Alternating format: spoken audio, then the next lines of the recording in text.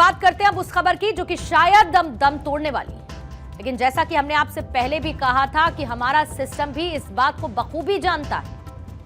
वो चिल्लाते हैं तो चिल्लाने दो, पहले चिल्लाएंगे फिर थक जाएंगे और फिर सो जाएंगे। लेकिन हम सिस्टम को यह बता देना चाहते हैं कि कुछ लोग हैं जो बिना इंसाफ दिलाए चुप नहीं होने वाले हैं। क्योंकि अतुल सुभाष ने आत्महत्या करने से पहले जो सबसे बड़ी बात कही थी वो ये कि justice is due. Atul Subhash के आत्महत्या मामले को लेकर आज बेंगलुरु पुलिस उत्तर प्रदेश के जौनपुर पहुंची। पुलिस की टीम सीधे अतुल की ससुराल पहुंची, जहां पर उन्होंने आरोपियों की तलाश की। और जब घर पर कोई नहीं मिला तो पुलिस ने मकान पर एक नोटिस चस्पा कर दिया। पुलिस ने पूरे परिवार को स्टेटमेंट को रिकॉर्ड करने के लिए 3 दिन की मोहलत दे दी है। इसी बीच आरोपी पत्नी के पूर्व वकील रमेश सिंह सोलंकी ने मीडिया से बात करते हुए बताया कि निकिता ने दहेज प्रथा के केस के बाद पति के खिलाफ और भी कई गंभीर आरोप लगाने की कोशिश की थी, जिसके बाद उनके पहले वकील ने उनका साथ छोड़ दिया था। मेरे बच्चा को इंसाफ दिलवा दीजिए, बस और कुछ नहीं चाहिए।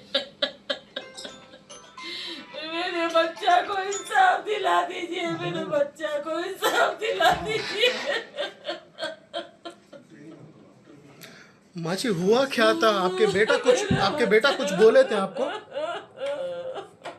बोल। आपके बेटा आपको कुछ बोले थे क्या? बताए थे सर? कुछ नहीं बताया। हमसे 10 बजे तक बात किया, एक दिन पहले तक कुछ नहीं बताया। कुछ नहीं बोल पाया इसके साथ जो हुआ है ना, कानून व्यवस्था, ये अपने लोग की व्यवस्था इतनी कैसा उसको भीतर से तोड़ दिया है।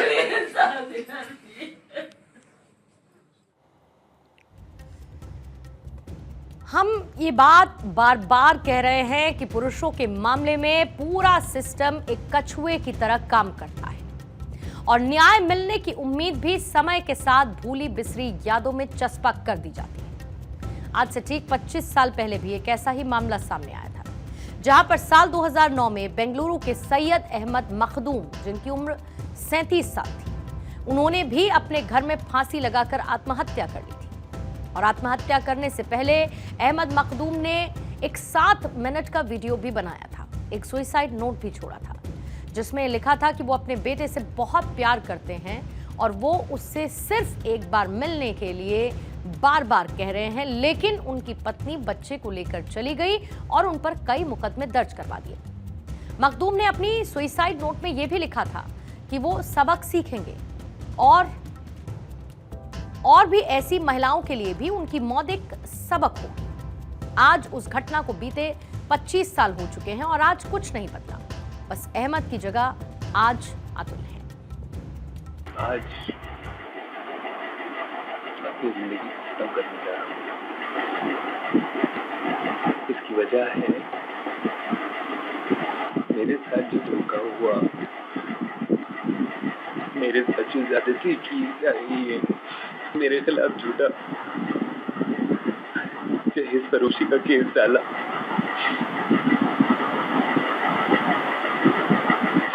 मैं आधा तो उसी दिन मर गया था जिस दिन मुझे पुलिस थाने जाना पड़ा। हमने आपको ये पहले भी बताया था कि देश की लगभग सभी अदालतें इस बात को स्वीकार करती हैं कि धारा 498A के तहत दर्ज हुए मुकदमों में कई बार उतनी सच्चाई नहीं होती जितनी की बताई जा रही होती है।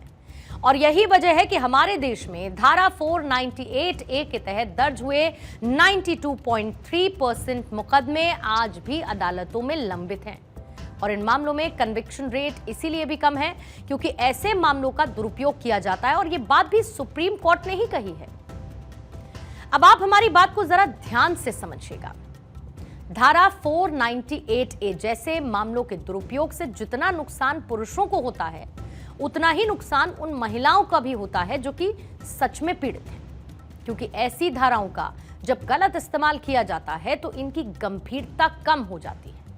और ऐसे में अतुल सुभाष का मामला कोई महिला बनाम पुरुष का मामला नहीं, बल्कि एक ऐसी सच्चाई है जो समाज में तेजी से फैल रही है और देश की हर महिला को भी इसे स्वीकार करना चाहिए।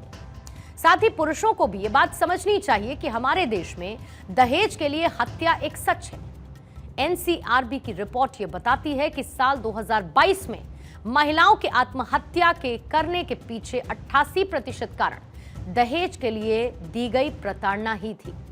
और ये सिर्फ रिपोर्टेड मामलों का परसेंटेज है। इसके साथ एक सच ये भी है कि हमारे देश में हर साल दहेज के लिए कई हजार महिलाओं की हत्या भी कर दी जाती है। साल 2020 में दहेज के लिए 6,966 महिलाओं की हत्या कर दी गई। साल 2021 में 6,753 महिलाओं की हत्या हुई। साल 2022 में 6,450 महिलाओं की हत्या कर दी गई थी। अब आप ये भी समझ सकते हैं कि अतुल सुभाष का मामला कोई महिला वर्सेस पुरुष का मामला नहीं है, बल्कि ये एक अपराध का मामला है। लेकिन समस्या सिर्फ इतनी है कि एक पक्ष में कानून जितनी सख्ती दिखाता है, दूसरे पक्ष में कानून उतना ही कमजोर नजर आता है।